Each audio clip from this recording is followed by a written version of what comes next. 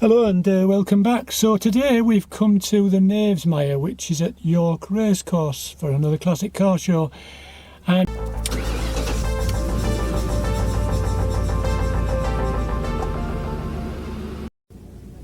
so today we're also on a bit of a mission because I'm hoping to see an E-Type Jaguar 421 RDT. If we do, let's see what happens. This E-Type Jaguar 421 RDT. There's a bit of a story behind this one. If you want to know the full story, then you can watch the special feature that I have, and I've included a link below in the description box to take you to the video.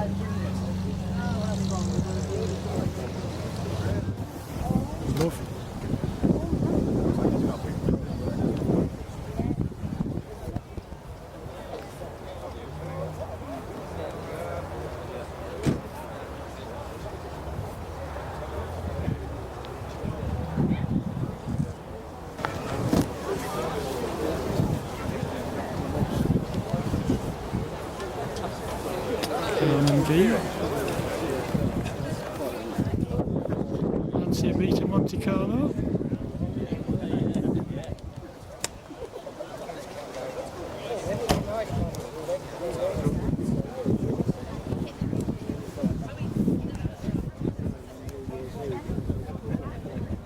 Beautiful.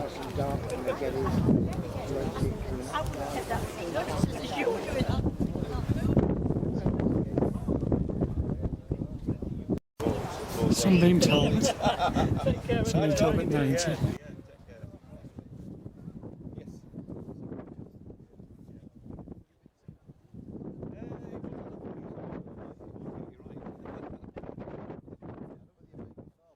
It was completely, yes, I have, you're right. I've been there for 2 or 3 years and it wasn't, I agree, yeah. So you can see, yeah.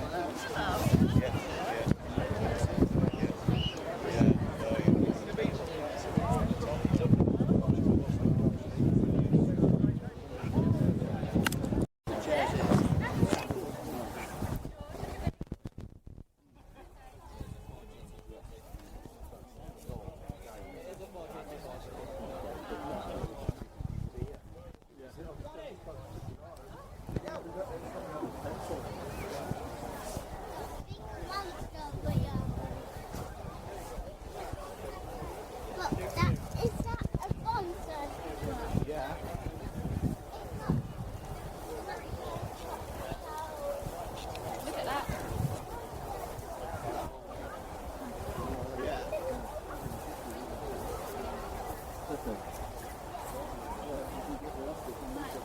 I don't think you get those tyres down at ATS.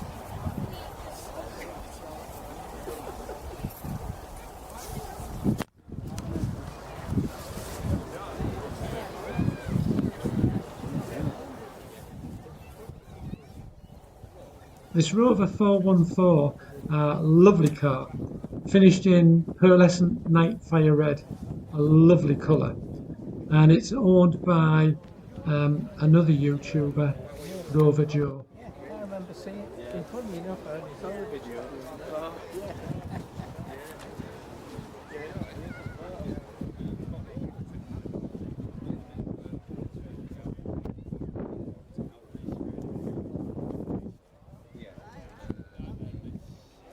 Still need to do with bonnet An ACME 3000. First debuted at the 1973 London Motor Show, but it wasn't until the 1978 Motor Show that they actually started to take orders for the car, because it would require further development work. And the first cars apparently were delivered in 1979. Now, I always thought that they were built at Thames Ditton, which they were until 1984. But the owner tells me that this one was actually built in Scotland, and they were built at a new factory at Hillington, Glasgow, by AC Scotland, who unfortunately went into receivership in June 1985. So how do you tell the difference between the Scottish cars and those built at Thames Ditton? Well, apparently the Scottish cars have body-coloured air intakes and grills, apart from the giveaway, of course, of the age, I suppose. The car has fiberglass bodies, it's mid-engined, and like many other ones, the parts bin was raided.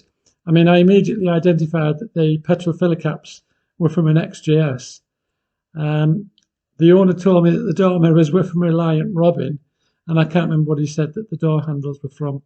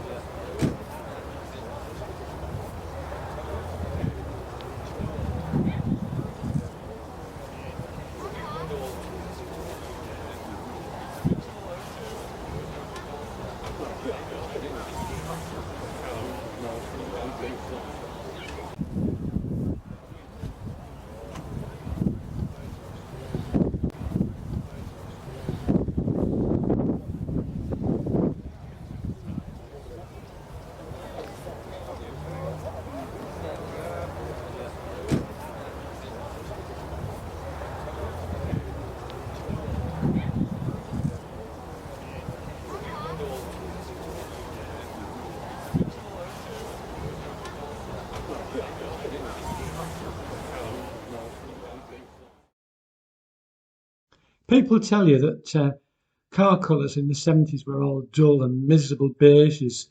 What a load of rubbish. We had some fantastic colours, and I think that Ford were pretty much at the forefront of producing some nice colours.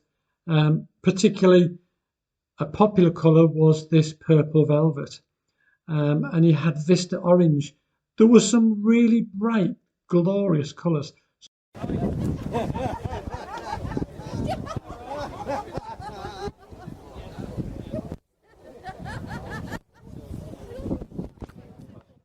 Now, this is a rare Fiat 128 Coupe, and I think it's a lovely colour. I'm not sure, but I think it may be Positano yellow. If you know, please make a comment. This Honda Accord, it was very nice. I mean, when you think back in the early 70s, when Honda had the small mini Z600 out, it was a bit of an oddity, really. And I think it was when the Civic arrived in about 1972, you then began to take Honda perhaps a little bit more seriously. Of course, by the time that the Accord went into production in 1976, you really did begin to take them as a serious manufacturer. And they were nice cars, and particularly, I think this is a Honda Executive. In its day, and even now, they were posh cars. They were really something. And I think that this one particularly, I think it looks lovely in its like peppermint green metallic.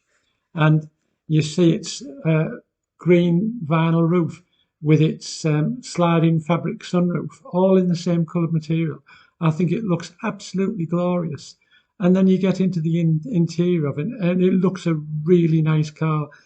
As I say, these were posh cars when they were produced, and this was a very impressive car, very nice example.